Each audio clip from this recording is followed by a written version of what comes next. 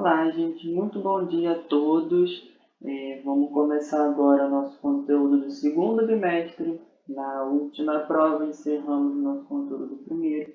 Agora eu estou na página 204 do livro de vocês.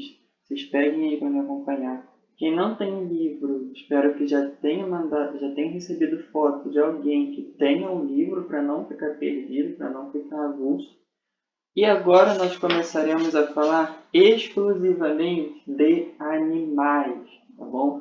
Toda a nossa aula agora do segundo bimestre vai ser só sobre animais.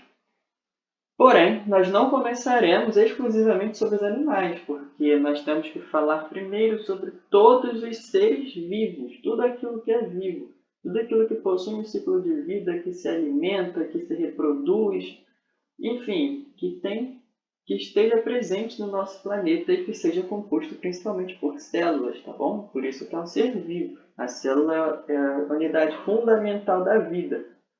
Então aqui nós vamos falar primeiro sobre fungos, plantas, animais, né, como eu falei, bactérias, protozoários e por aí vai, tá bom? São muitos para se falar, mas vamos começar com a classificação deles, como é que eles são dispostos, ordenados para a gente estudar. Lá na página 204, tá? Isso. Lá na página 204 está escrito lá em cima, classificação dos seres vivos. Aí vem o textozinho falando. Você já parou para pensar que no nosso dia a dia precisamos ordenar as informações, compromissos, atividades, ideias, entre outros, para nos organizarmos?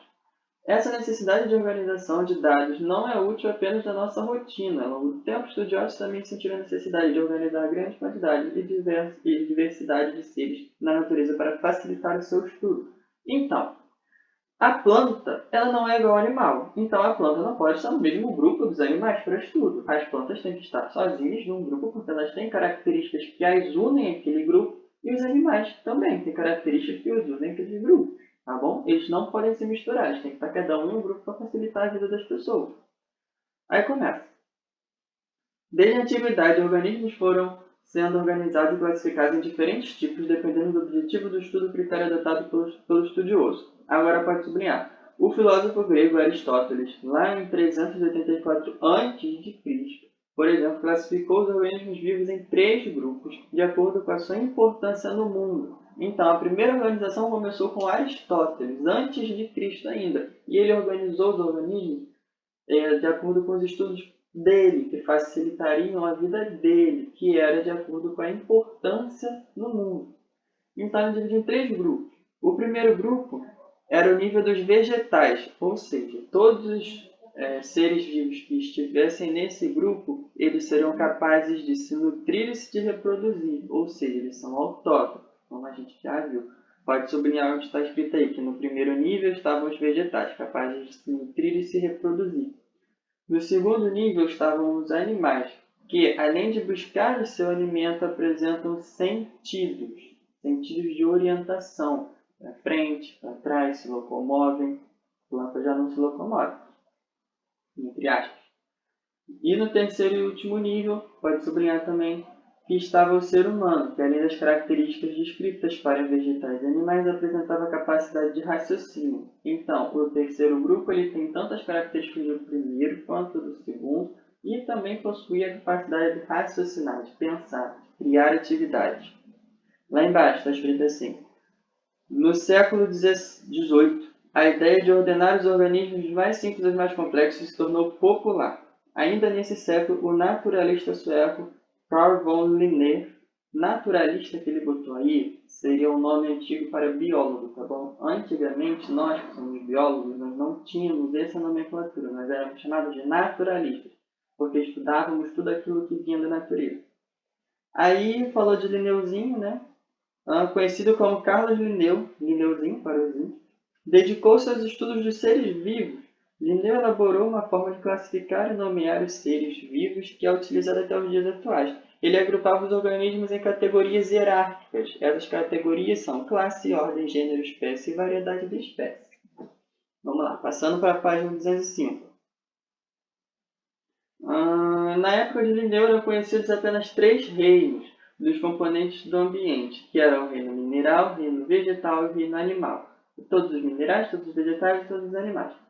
Esse estudioso descreveu e catalogou mais de 5.000 espécies de animais e 7.000 de vegetais. Olha o trabalho que ele teve.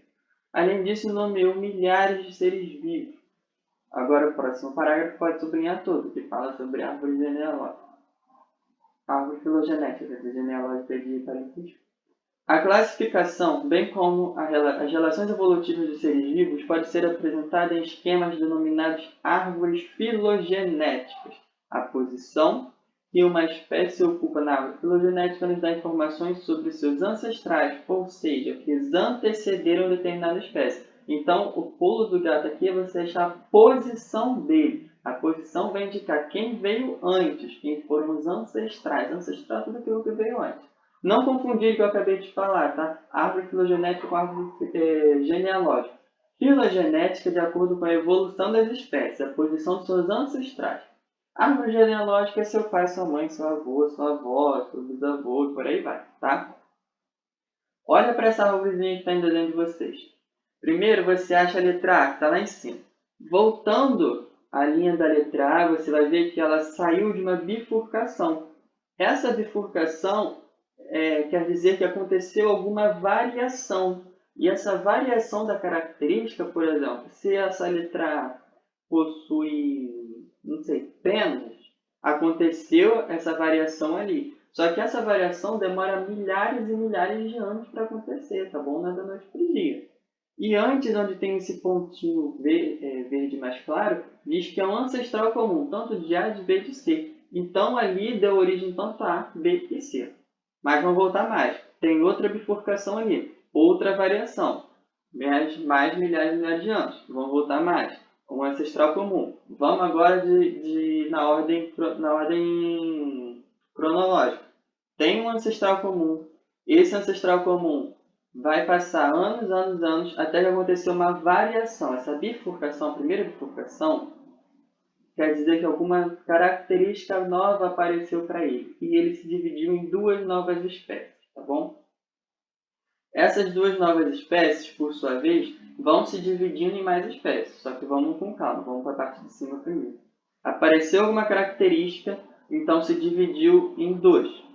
Vamos para a parte de cima. Apareceu outra característica, que se dividiu formando a espécie A e se dividiu para formar outras espécies. Depois apareceu mais uma característica e se formaram mais duas novas espécies, a B e a C. Mesma coisa lá embaixo. Apareceu mais uma característica, formou a D. Apareceu outra característica, formou a D e a F. Tá bom? Nada de muito complicado. Espero que vocês tenham conseguido interpretar o que está acontecendo nessa árvore filogenética. Mas não é difícil. Vão ter mais árvores daqui para frente. Aí vocês vão entender. Número 1. A árvore filogenética também é considerada quando as espécies surgiram. Observando o diagrama acima, que espécie provavelmente surgiu primeiro? Qual foi a primeira espécie a surgir? Então, vamos lá. Começando no ancestral comum, veio a variação primeiro, aí para cima e para baixo. Só que antes de chegar no de baixo, já aconteceu uma variação e a espécie A já surgiu. Entendeu? Depois de mais tempo, a espécie D que surgiu. Então, numa ordem, seria a variação primeiro da espécie A. Então, vocês têm que botar aqui. A espécie A provavelmente é a mais antiga. Por quê? Porque apareceu logo depois da segunda variação. Entendeu? Ok? Só isso. Continuando nela. Como você pode perceber, a classificação de seres vivos pode se alterar ao longo do tempo. Pode sublinhar agora. Isso porque a classificação, assim como a ciência de maneira geral, é uma construção humana em constante desenvolvimento, ou seja, ela não é vista como algo imutável e fixo. Tá? Tudo que está no slide é para ser copiado no caderno. A gente precisa avisar isso no início, mas para que vocês estejam copiando. À medida que novos estudos são realizados, a classificação de seres vivos pode ser modificada, desde a publicação dos estudos do naturalista de novo, britânico Charles Darwin, no século XIX.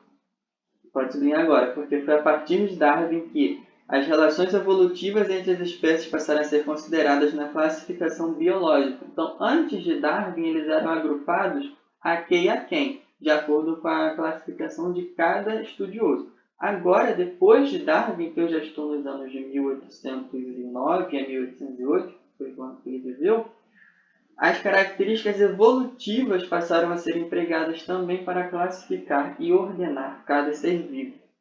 Aí, continuando lendo. Há diferentes tipos de classificação de seres vivos aceitos atualmente. Tá, mas não precisa terminar de ler, não.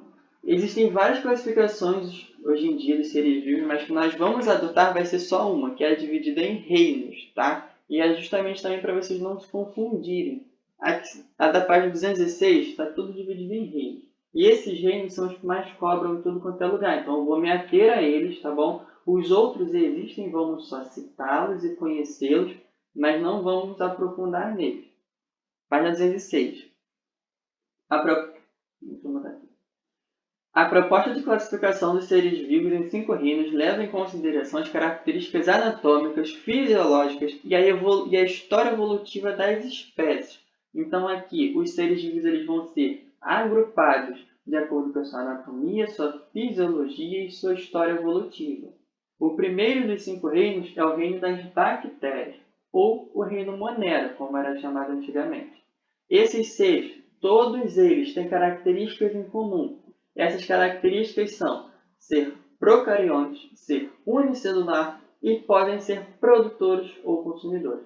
Procariontes quer dizer que eles possuem uma célula primitiva, tá? A organização celular deles é primitiva, é antiga. Eles são unicelular, ou seja, eles só têm uma célula. E eles podem ser produtores ou podem ser consumidores. Podem produzir seu próprio alimento, fazendo fotossíntese ou fermentação ou qualquer tipo de autoprodução de alimento. E podem ser consumidores, eles podem se alimentar de outros seres, tá bom? E como exemplo, eu botei aqui, o livro botou também, bactérias e cianobactérias. Cianobactérias são as bactérias que vivem no oceano, tá bom? Só isso. Poderia botar também arqueobactérias, mas não vou entrar nesse mérito. Todos esses reinos que estão no livro pode sublinhar, tá? Porque as características são importantes.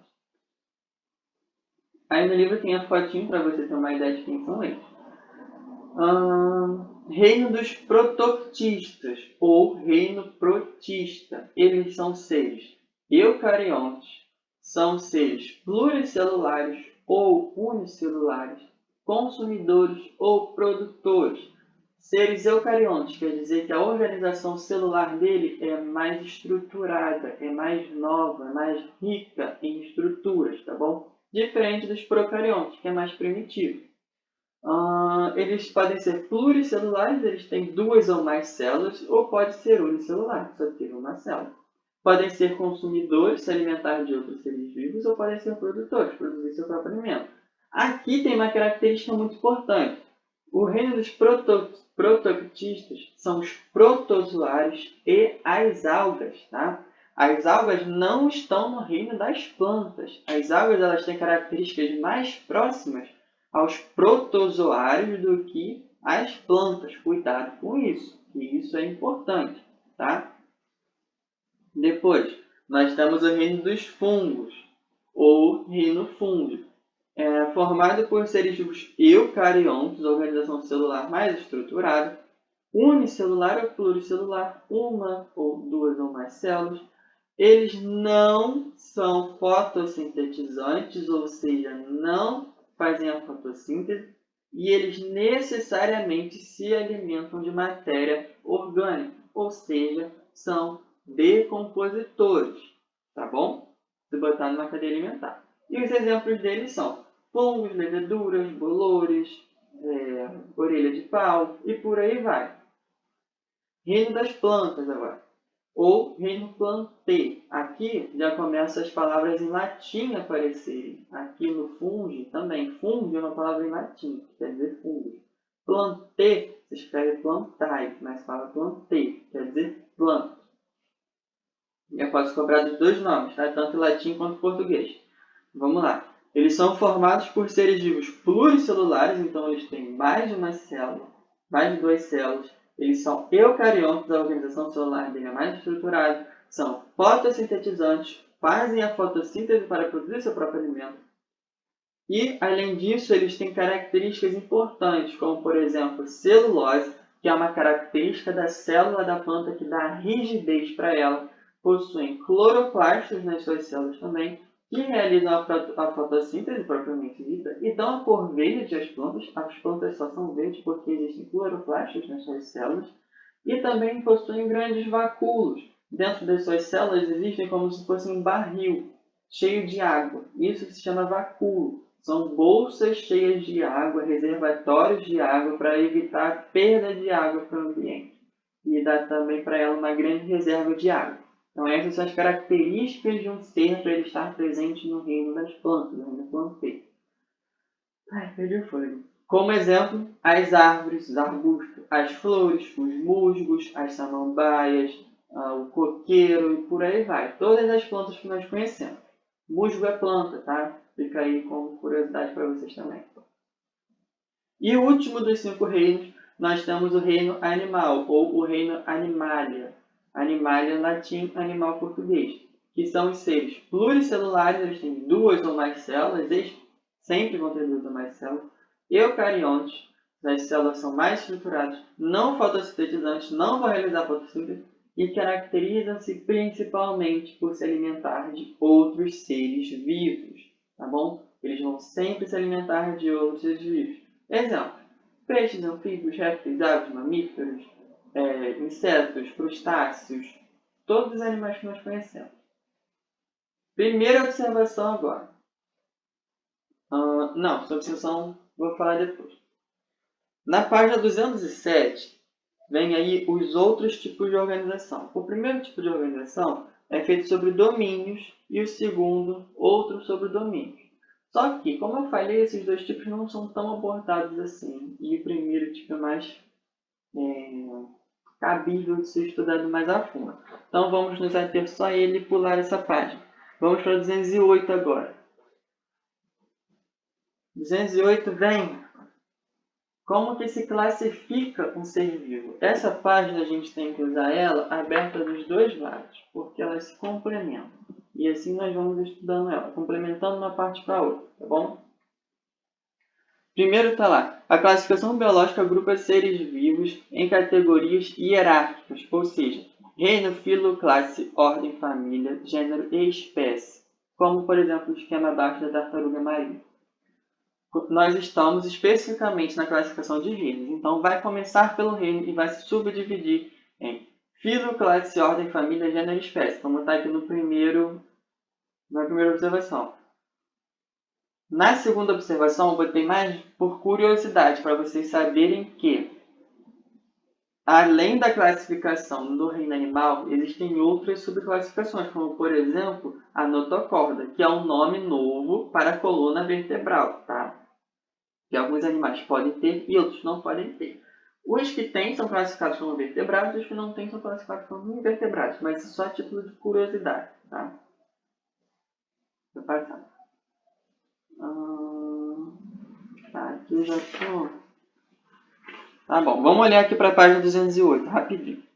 Nessa página 208 está escrito lá em cima, animais. Então a parte verde lá em cima são todos os animais do grupo, que representam o reino animal. Na página 209 está escrito lá em cima o que é um reino.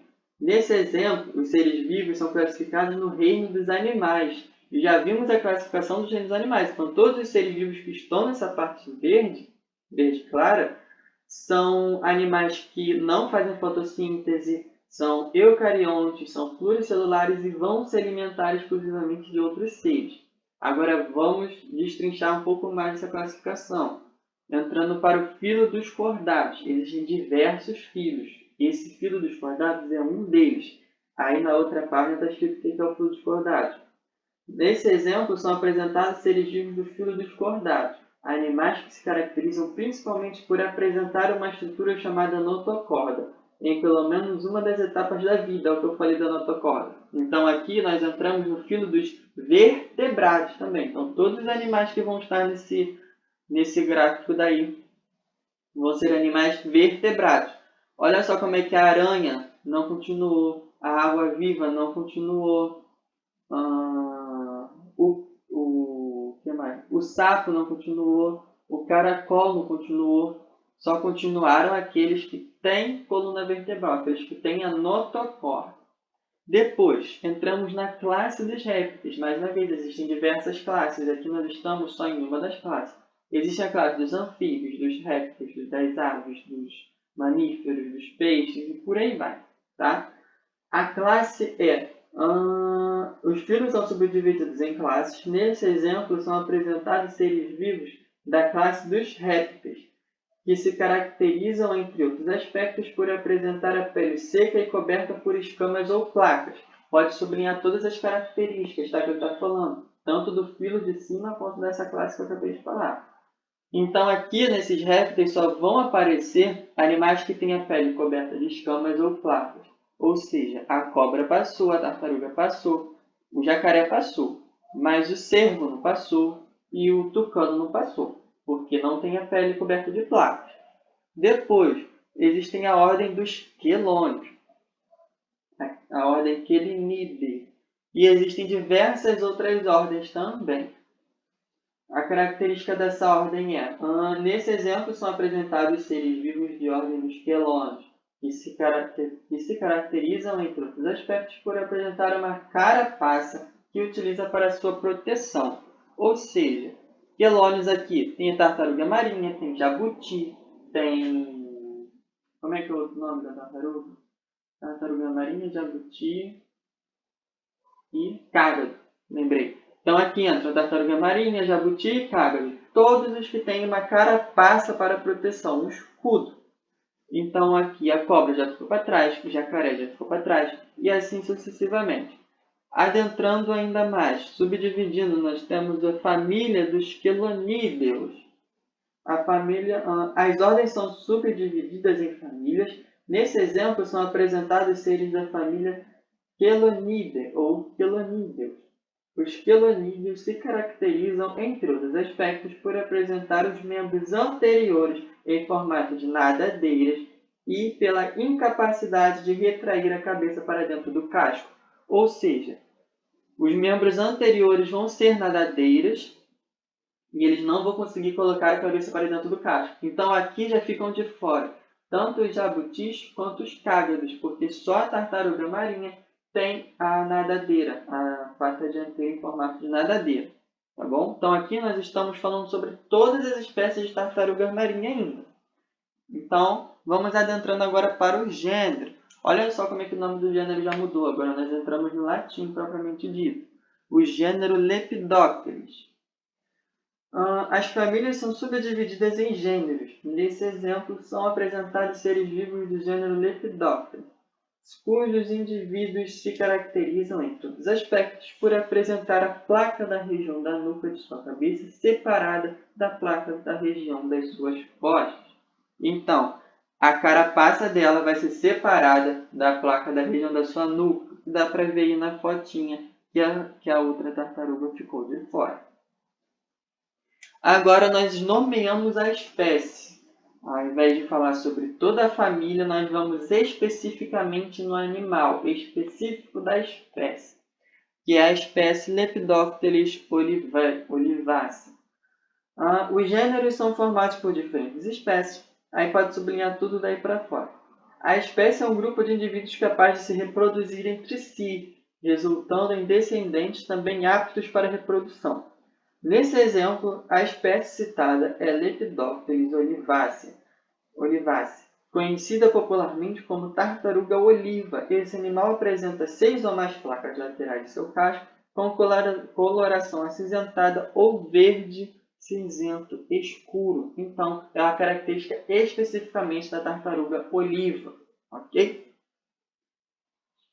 Espero que todos tenham entendido essa classificação.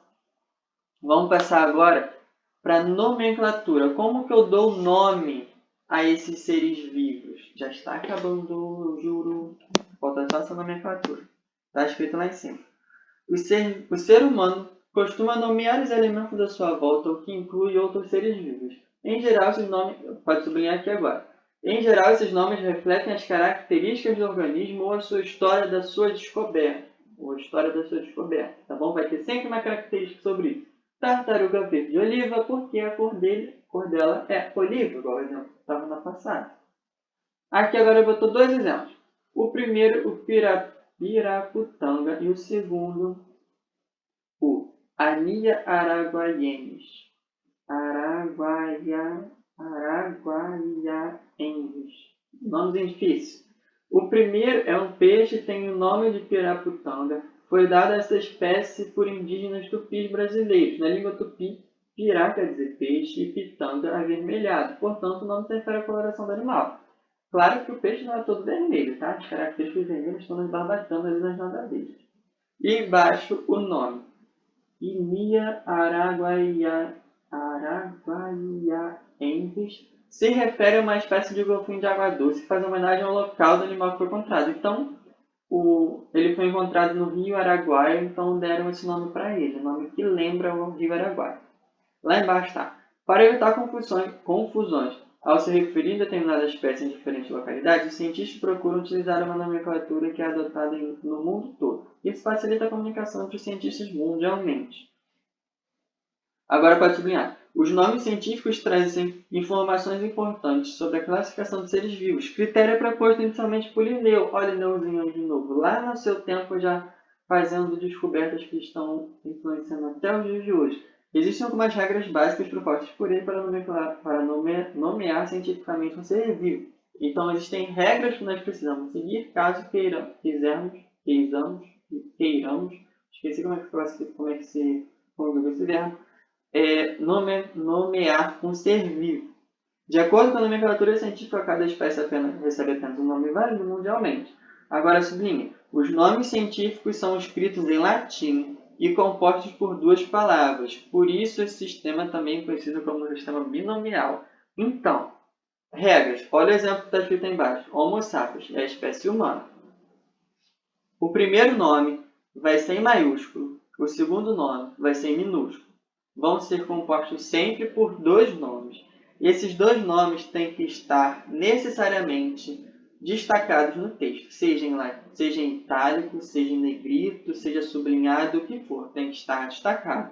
O primeiro nome vai sempre necessariamente se referir ao gênero daquela espécie, e o segundo nome vai ser sempre específico da espécie daquele ser vivo, tá bom? Só isso. E pode sublinhar o que está escrito aí nas três setinhas que ele botou. É exatamente o que eu falei.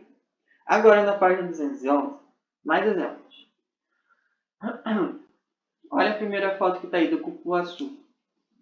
Note que nos dois exemplos A e B, o nome científico foi escrito em itálico a fim de diferenciar esses termos do restante do texto. Então, está aí os dois textos. Frutos do cupuaçu, nome científico do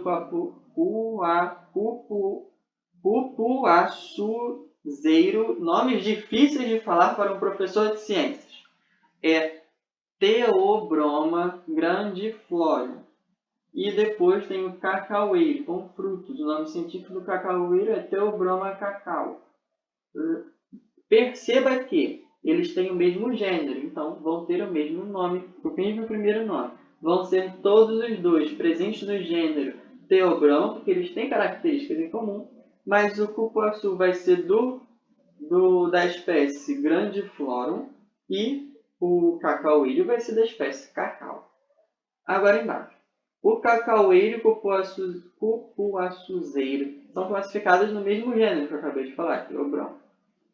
Por isso, a primeira palavra do nome científico deles dois é a mesma. Em alguns casos, os primeiros nomes científicos da espécie colocam seu nome de estudioso que escreveu pela primeira vez e o ano que isso ocorreu, para dar uma credibilidade para o biólogo, né, para a pessoa que fez isso, porque se faz isso não é fácil. Vocês estão vendo que não é fácil. E ainda mais aprofundar e realmente passar isso para a comunidade científica. O nome científico do tamanduá-bandeira é Myrmecopaga tridactyla, escrita por Linnaeus, 1758. Quem você acha que foi Linnaeus? Linnaeus foi Linneuzinho, só que Linnaeus é Linneuzinho em latim. Tudo tem que ir para o latim, tá? No caso, não necessariamente tudo tem que ir para o latim, o nome não precisa ir para o latim. Só que Linneuzinho gostava de ter o nome dele em latim. Nesse exemplo C, o nome científico foi sublinhado para destacá-lo do restante do texto. Já o nome Linneu se refere ao autor da primeira descrição científica dessa espécie. Nesse caso, a espécie foi descrita por Linneu, Linneuzinho, e seu termo utilizado em seu nome latim, Linnaeus.